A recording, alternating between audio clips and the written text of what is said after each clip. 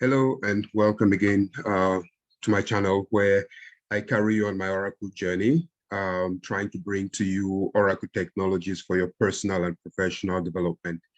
And if you certainly like content that I provide, please subscribe to this channel, enable notifications, share with your friends so that you stay informed of when I release new content. Throughout this channel's journey, we haven't mentioned much with regards to Oracle database security. And that's strange enough because we are living in times where the threat to data has never been greater.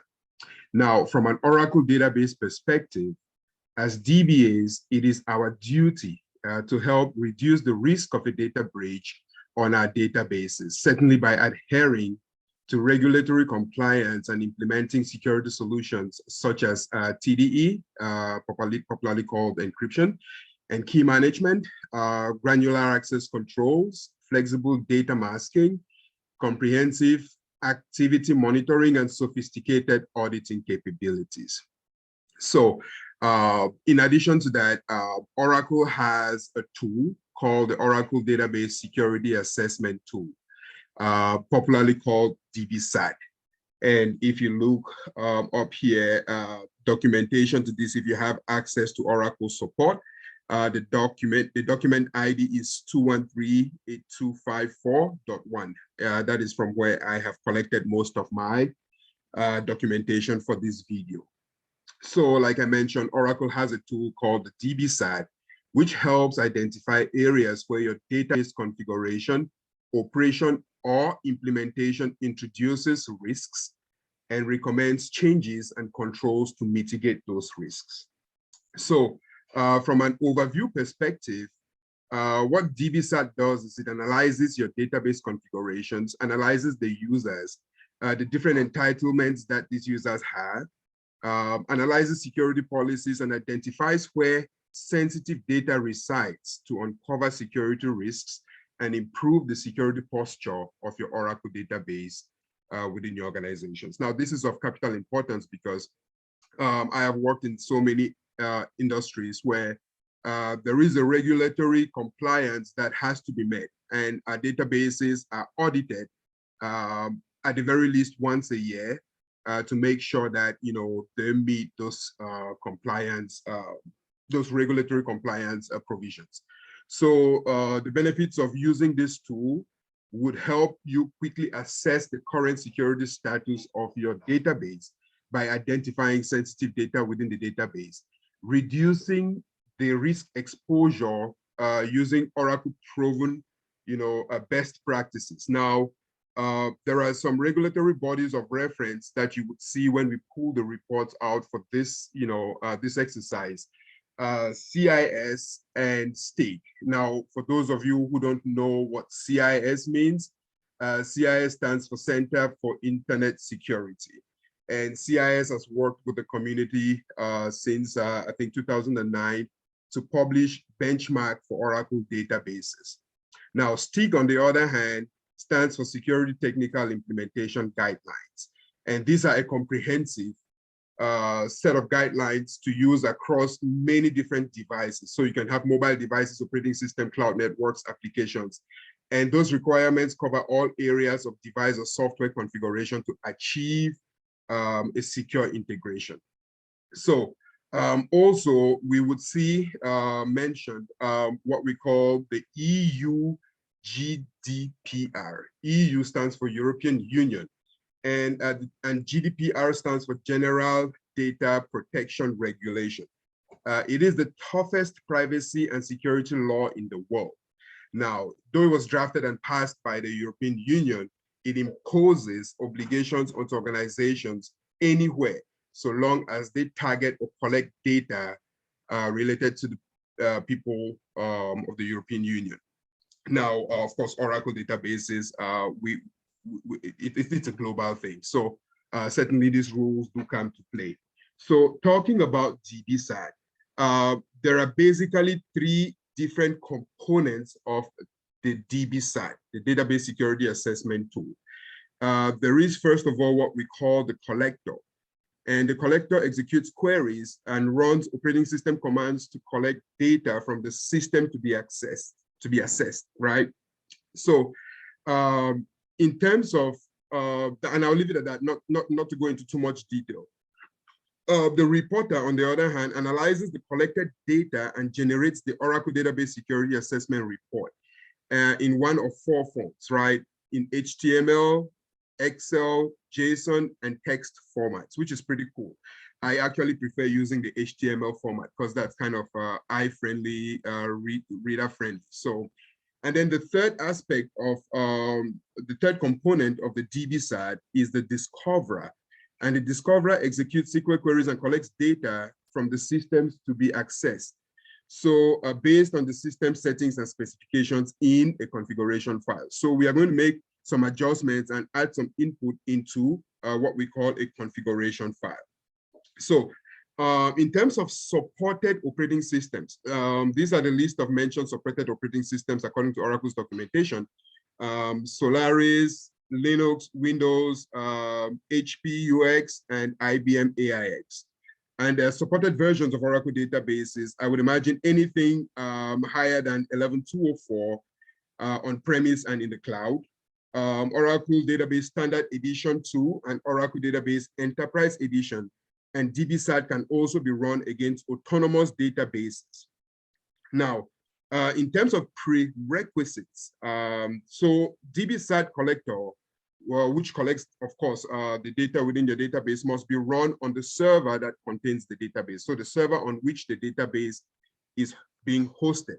And the DBSAT collector must be run as an operating system user with read permissions on files and directories under Oracle Home. So naturally, that user would be anyone who belongs to the DBA group or the OInstall group. Now, and in terms of database user, we need to run that collector as a database user that has sufficient privileges that can select from some metadata objects. And that, you know, some of the examples of the privileges that these users could have would be the create session, select catalog, read, or select on the SYS registry history.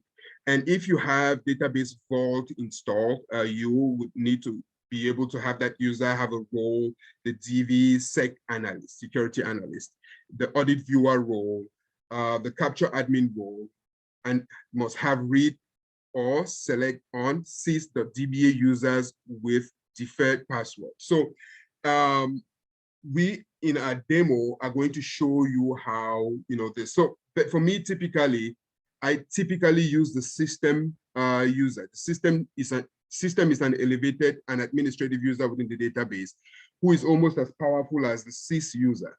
And the only difference, of course, is that system cannot start up and shut down the database, but system can certainly do every other thing that the sys user is able to do. So the last component, not the last component, the second component, the reporter. The reporter uses Python. So Python is a platform-independent program, and it requires Python running on version 2.6 or higher. And then the discoverer, of course, uses Java JDK, and it needs that to be at least 1.8. So let's go ahead and start the demo so that you can see how these things do certainly work. So certainly the first step of the process would be to download this tool. So this tool can be downloaded from Oracle support. I mentioned a document ID here. It has a link where when you accept the agreement, you would be able to download that tool. So that tool comes in a zip file. I have already downloaded that tool and I have put it in the stage location here. So let me cd to my U01 stage. I have a stage folder. So in that folder, I have my DBSAT zip, right? So this, when you download the DBSAT tool, it comes in a zip file. So what I would do is I would unzip it to a location. So let me go ahead to my Oracle Home, folder, and I would make a directory called DBSAT. And I would make that directory, I would cd into DBSAT. and then my print working directory. So this is where I am right now. So what I would do right now is I would run an unzip of my U01 stage and then DBSAT, and I would point it with the -D for the destination to this location. So I want to unzip DBSAT into that location. So let's go ahead and do that. So it has inflated all of that stuff. So if I run a listing here, so after inflating, this is what I get. So for the most part, this is the executable, right? So we would use that executable in order to run our collection. So we start off with the collection, and then of course we go to the reporter, and then if we want to go and identify sensitive information, which we would do in this demo, we would use the discoverer. So but just as a general rule, if you want to find out what you need to do in terms of how to run DBSAT, I usually use, and for the most part, help would give you what arguments you can add to your DBSAT executable. So if you look at the usage here, currently we're running, we downloaded version 222, which is, I think, is the latest release since June 2021. And in terms of usage, if I am running the collector, I would use DBSAT collect. Now, -N, and these are the arguments explained here. So -N is no encryption for output. And I would explain to you this as I execute. -A, report all user accounts, including locked and schema only accounts. -G, show all grants, including common grants in a pluggable database.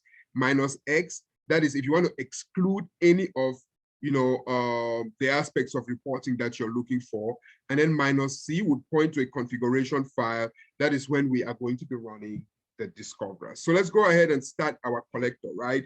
I just want to make sure, first of all, that the database on which I want to run the DBSAT against is up and running. So I have a database here that I configured, and it has actually a standby, so that's pretty interesting.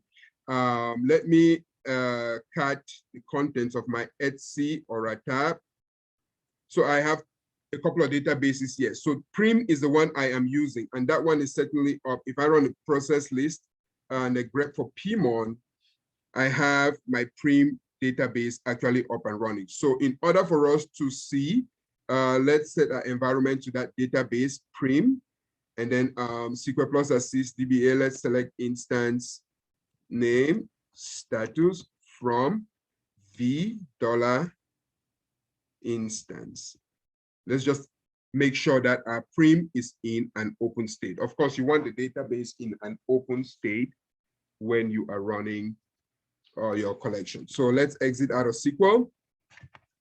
So the first thing I would do is, like I mentioned, I would run my arguments to collect, right? So if I am running, the collector, for example, I would run the collector in this format. So DBSAT collect, like you saw up here. So if I do /DBSAT -help, it gives us the format on which. Now I am passing the /, if you're not familiar with running scripts on the Linux platform, DBSAT is actually located in this folder.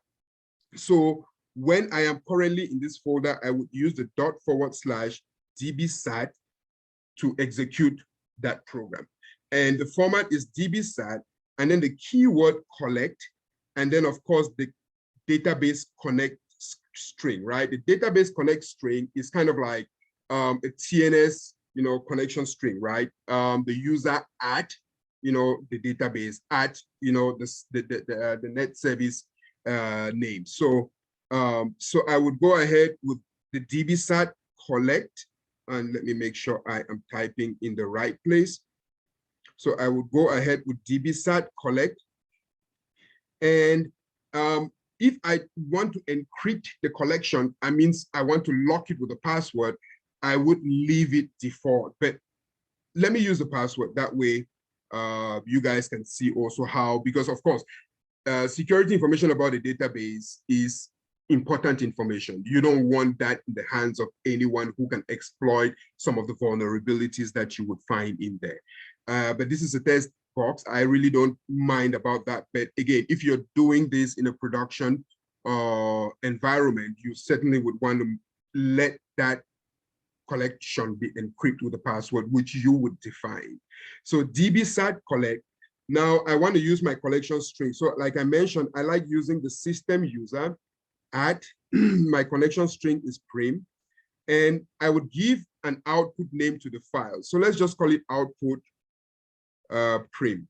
Let's call it output prim. All right, or prim output, output prim, either way.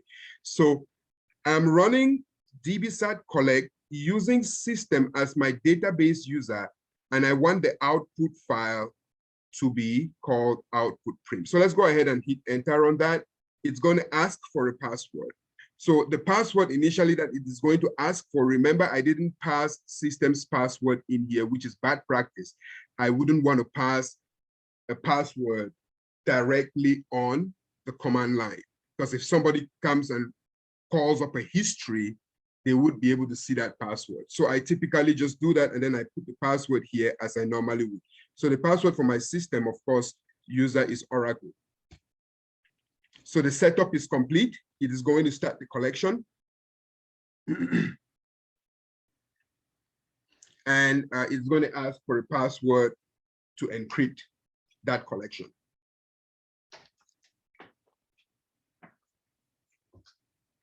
So give it some time. All right. So it is calling this output. I would give it Oracle password. I would verify the password. I'll give it Oracle password again. And you can give it something else that you want, right? So if I run a listing on this file, on this location, I certainly would see that output print. So we have done the collection. We have collected data. Now we have to run as a second step, the reporter on that data that has been collected, so that the reporter can then go in, analyze that data, and report to us what it finds. So as a second step, we certainly would run our reporter, and we would point that reporter to this output file right here. So in terms of running the reporter, first of all, remember I mentioned that we needed to have a Python version 2.6 or higher. So let's run this command to verify our Python version. So let's do Python -v. So it tells me here that Python is version 2.7.5, of course, which is greater than 2.6. So that shows that we are able to run our reporter. So again, there are different arguments that you can add to the reporter. Remember, in terms of the arguments, if we go again with -help, it tells us what these arguments are. In the reporter, you can pass -a, -n, -g, -x for these respective options. But I'm just going to run the reporter, and I'm not going to exclude anything, but I want to include -a so that it should assess all accounts. Because if I don't include -a, it tells us report will report with all user accounts. It is only going to bring to me only the non-Oracle related schemas. I want to report on everything. So I would run the reporter for sure, DBSAT report, and then I would use -a so that all the user accounts within the database, it should look at them and tell me what it finds. And also I can run a -g here as well to see what grants have been awarded on these users. So, so I would run that report on the output file, which is output.outputprim.zip. So let's go ahead and do that. Oh, what did I do? I did do the zip thing twice. Sorry. So I'm just going to do the output.prim. And then it is going to ask for the output password. Remember, initially we locked it with Oracle. And then I would give Oracle again. No, the first password is the password that you want to use to lock the output of the report. I gave it Oracle. Now, The second password I entered is, of course, to verify the password I gave to the initial file, and I would verify that as well. So after giving it the passwords, it goes ahead and gives me all of these reports that have been generated. Remember, I said your report would come in a text, HTML, Excel, or JSON format. So let's go ahead and see what we have in this location. So this is our output for our reporting. So let's go ahead to this location. So if you want to take a look at it, certainly you can unzip this if you want to stay within your Linux system. You can unzip this report to a location, and then you can access the files from that location. But what I typically like to do is I would like to export this. I would like to SCP this, copy this down to my laptop or my desktop or whatever I am using, and then open it from there and take a pretty good look at this report. So on Mobile XM, of course, I will go to my file transfer tab. Let me refresh on this. Let me go back up one, and then I go back to DBSAT. And these are my reports. So I'm looking at the output report, this one right here, the output of the report. So I would download this, and I can download it probably just to my downloads folder. And once it finishes downloading, I can go to my downloads folder right here. And I have this report right here. So I can double click and open up that report. Now, these are the different formats of that report. If I open up, and I prefer using the HTML report format, if I open up the HTML report, I do certainly have my Oracle Database Security Assessment for this database. And this is really, really user-friendly, reader-friendly. And once you look at the report, of course, it is highly confidential because, of course, this kind of displays as a GBA what your security vulnerabilities are within your database, and that will be something for you and your team and your leadership to work on. So there is a summary for this report. So first of all, it identifies the database. It gives you when the assessment and time and the collection was done. It gives you the database identity. So my database name was Prim. It's a primary database. It's an archive log mode, and it's running on a Linux platform. Now, in terms of summary, these are some of the key sections that this report captures. So basic information, user accounts, privileges and roles, authorization controls, fine-grained access control, auditing, encryption, database configuration, network configuration, operating system. So it tells you here in terms of findings, what it is able to find for each of those different sections. And of course, you want to look at the high risk, you want to look at the medium risk, and then you want to look, of course, at the low risk as well, and see what you need to do in order to make your database more compliant. So basic information about my database. So we can drill down into all of this. Now let's go into one of them, for example, because this is an extensive report. We certainly wouldn't have time to cover all of this in the video.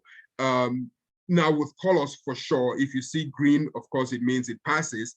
If you see blue, it is an advisory. If you see yellow, it is a warning.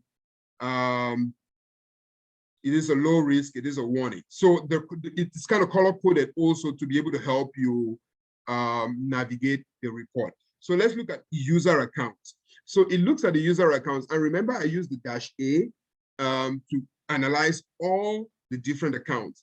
And it looks at the accounts and tells me what the status is, tells me, you know, some basic information about these accounts. And then it now goes into detail to start explaining to me some of the things that it found. So for example, user schemas in system or TSOH table space. Now this is a pass. It doesn't find any user data stored in system or TSOH. And this is best practice. That is why in Oracle, there is a user table space, so that if you create a user and do not specify any table space that that user needs to belong to, by default, it is going to put that user in a table space. Now, there are users in the table space. So maybe say, for example, DBSNMP, the monitoring user, would have some schemas in the TSOH table space. So, but it doesn't necessarily see any non-Oracle maintained user in the system or TSOH table space, which is a good thing, which is what it is supposed to be. Now, sample schemas, of course, if you're used to test environments, we have sample schemas. When you're configuring a new database, it gives you an option to add sample schemas, such as HR, right? And these are typically for learning purposes and are not supposed to be in a production database. So, and that is what it's telling us here. So it tells us, of course, my database right now has sample schemas, but it tells us that these are not recommended, should be removed from production databases. And the references, the good thing about this is it points you to the references on the CIS or state regulatory compliance rules that you need to follow. So this is a pretty interesting report. If you want to get ready for your database audit, you could run this report to take a look at what are the areas that you need improvement on, so that you can actually work on those areas before, of course, the real audit comes in itself. So looking at all of this, again, like I said, it is an extensive report. We are not going to be able to go through all of this report in this video, but after pulling out this report, you can go line by line and look at each of the reports, see what the recommendations are. It gives you the remarks, what you need to know about that particular aspect that it is reporting on. Okay, so this is pretty good in terms of preparing you for an audit, or giving you an opportunity to look within your database to find out where are some of the areas of vulnerability. Where are the areas in which I am struggling in terms of compliance within my database? And, because all database audits are going to follow these regulatory, rules that we've been, the guidance that we've been talking about. So this is for the report. Now, the other aspect of this is going to be, and let me pull this back up here. So we talked about the collection. The collection, enable the report to be generated. Now we are able to see that report. Now the last part of this exercise would be to use the discover, right? So remember I explained a little bit up here why the discover is very important. So the discoverer executes SQL queries and collects data from the system to be assessed based on the settings specified in the configuration files. There is a configuration file, and I'll get us to it in a little bit. So it does this primarily by querying database dictionary views, and the collected data is then used to generate an Oracle database sensitive data assessment report. Now, this, for me, in my opinion, is kind of really looking at sensitive data residing within your database. And if you have sensitive data within your database, then of course there are some additional security provisions that you need to do in order to make that data secure, right? Especially if you're transferring that data down to the lower environments for the purposes of development and testing, this data has to be masked. So you cannot transfer social security numbers down, you cannot transfer bank account numbers down, you cannot transfer, personal identifiable, information down to lower environments, right? You have to mask that data one way or the other. Oracle, of course, has its own masking tool, but you can actually come up also with custom scripts once you identify this data that needs to be masked. Okay, so let's go ahead and run the discoverer. Now, before we run the discoverer, if you look here in the DBSAT folder, there is a folder called the discover, right? So if I cd into the discover, there is what we call the configuration file. So if I cd into the configuration folder, there is what we call a sample DBSAT configuration file. So what I would do with this file is, I don't want to change the original file. So I would simply just copy the sample file and rename it to something. Say maybe I'm looking at my prim database, I'll just give it prim, and you can give it depending on what your naming conventions are within your company. You can do that. So now, one other thing that I want you to take a look at too is, if you're looking at the configuration files, it has read-only access on everybody. Okay, but I have to make some changes to the sample, to the prim configuration file. How do I make changes to this when I have only read-only access? If I try to make a change, it is going to fail, right? So I'm going to change these permissions on this file and give myself write permissions on this file. So what I would do is I would change the mode, and you can do this in many ways. What I typically do is I like to change the mode for me, the user, and I would add myself the write privilege on this file. All right, so if I run an ls-l again on this file, now you see that I, as the user, I have read-write, but the other users, of course, have only read-read. Now, this is about permissions on Linux file systems. Okay, so I would VI into this file to make some changes to it. Now, looking at this file, there are some areas that I need to add information to.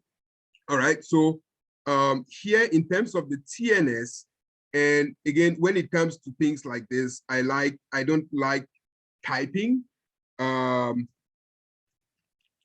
Let's do prim, and then I would do env, and then I would grep for Oracle just to get my environmental variables, right? So this is my Oracle home. And my TNS admin location, I would switch to I for insert mode. My TNS admin is where my network configuration files are. So I would go with network admin. This is where my TNS files are, my listener.ora files are, my SQLnet.ora files are. My net service name. Now, in terms of net service name, right? If I run a TNS ping on prim, which I configured, did I set my environment? Yes, TNS ping. TNS ping is a utility. So my net service name is prim, right? So my service name in itself, my database service name is prim in small letters, but my net service name is I can resolve the connection to my database using prim. So that is what I am looking for here. So if I go down to my wallet location, I don't have TDE enabled in here, so I don't have a wallet. In terms of database host name, I typically just like using my IP address on this. So you can get it by using host name -I, you can get your IP address, copy that, and then I would paste that on my DB host name here. My listener is defaulting on port 1522. If that wasn't the case, then I would have to make that change as well. My database service name, when I resolved this connection, my database service name is prim. So I would use that data in here. And for this is really all I need to do. Now you can get a little bit more sophisticated than this. If you're running your database with a lot more security provisions, then you can find, some of what this information is. And then of course you go ahead and do that. But this is all I am changing on this one. So I would go ahead and save, exit and save. All right, then I should come back over to where I have my DBSAT. So I'm going to do something here that it certainly is going to fail because there is something that I need to make an adjustment to. So let's run that here and see where it fails, and then we know what to do, right? So again, DBSAT -help. So that tells us how to run the discover, okay? So we can run DBSAT discover, and if we want, of course, we have to point it to a configuration file. So we certainly would use the -C switch on this. So let's do that, DBSAT configure, and then I would use the -C to point it to the configuration file. So the configuration file is from where I am located. It is going to be in our discover conf, and then it's going to be our prim configuration file. And of course, I want the output file, right? So I want an output file to be able to point that output to. So I would give it just my, database name so that I kind of identify that, that output was from my database. So if I hit OK here, I think I didn't do this right. So I have to come back // without a space, and then it should run now. Okay, now it is going to fail. And this is where I said we're going to have an error because somehow within the DBSAT configuration script, your Java home is not set properly. So what I'll do is, and again, you have to be careful while you do that. When your making modifications to off-the-shelf tools, you have to kind of know what you're doing. I did some research and I found a blog, the Python blog, and these guys have some pretty good stuff. And I'm not making any commercials for anyone, but as DBAs, we look for documentations all the time to help us solve problems. And I did run into an article by this Python blog, and this showed me how I could, comment out the exit clause. It's not going to resolve the problem, but it just doesn't exit the program because the Java home is not set right. It would go ahead and do that. So I would edit my DBSAT script itself. And usually before you edit your DBSAT script, I like making a copy of DBSAT script just to make sure that I keep a backup in case, I have to come back to what the original script is. And then now I VI and I edit that DBSAT script.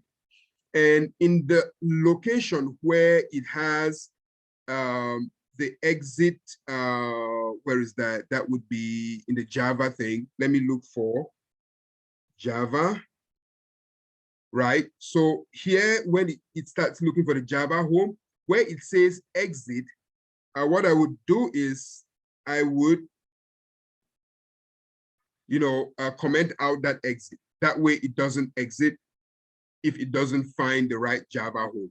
Because again, it is pointing to Java being, the location to which it's pointing to the Java home is not right. And I try to set that manually. I try to export Java home and it still wouldn't run. So I would just comment out the exit aspect of it. And then I try to save this, and then let's see if it's going to let me. It's a read-only file. And again, for read-only files, I will, this is a little clumsy. If I run an ls-l on my DBSAT, I have read and execute privileges. I don't have write with this. So again, just like I did before, I would change this and add to myself the write privilege on DBSAT. And if I look at this, I have my write privilege right now. So I can go ahead and edit that DBSAT file. So this is where I was. And in the Java home, I would comment this out. I would insert, and then I would comment this out. I would comment this line out. And then I would save the file. It doesn't solve the problem. It just doesn't abort the DBSAT, the code remains the same. So let's go ahead and rerun that discover again. So it is asking me for a username. Who do I want to run this as? So I would go with system, and then the password for system would be Oracle, and I'll let it do its thing. All right, so it's asking me now to encrypt the generated reports. I just stick with Oracle as a password. That way it stays consistent. So it has generated the prim discover report. So if I do an ls-ltr, so there is a prim report here. And I would do the same. I would go to my file transfer. Let me refresh this. So my prim report.zip, where is my prim report.zip? Prim report.zip. Let's go ahead and download this again to my downloads folder. And I would show you guys as soon as it completes. So prim report. So here we go. So it comes in two formats, a CSV and an HTML. So let's go ahead and open that. So this is an Oracle database sensitive data assessment report, right? So if we're looking at this and we're looking at it and comparing it with the previous report that we had, where is it? Output.this. So this is the previous report that we had, and this is the new one, the Oracle sensitive, and I'm going to just pull this one and put it in here so that they are all on the same Explorer window. So this is the original report that we had, the database security assessment report that we ran. And then this, of course, is the Discoverer, which also gives us an Oracle database sensitive data assessment. Of course, both of them are highly confidential. It starts off, of course, with basic information about your database, the platform, the Oracle version, and discovery parameters. And in its summary, it gives us the sensitive categories that it was looking for. And again, you can take some time to take a look at this data, right? It found schemas with sensitive data. So this is a high risk. It found 2 schemas with sensitive data. Now you can go into those schemas, query the tables within those schemas, and take a look at what sensitive data it is reporting. And then of course you do your due diligence to protect that data. You can do a variety of ways. Of course, TDE is one. I personally like virtual private database, which enforces row level security using policies. So there is a lot of things that we can do in terms of protecting that data. So you can actually control who accesses that data and who doesn't see it. So here, guys, is just a classic way of you looking at your database, pulling out some security related reports from your database and looking at it and trying to see how you can improve your security footprint. And again, remember, like I said, the basic idea about this is, like I mentioned, we are living in times where there is a severe threat to data. It has never been this bad before. And as DBAs, I continue to emphasize it is our duty to help reduce the risk of data breach by adhering to regulatory compliance and implementing security solutions to help protect our data. So I hope this video was informative for you. And if you like it, like the video, share with your friends. Most importantly, subscribe to the channel so that you stay informed of when I release new content. Thank you, and I would see you in the next video.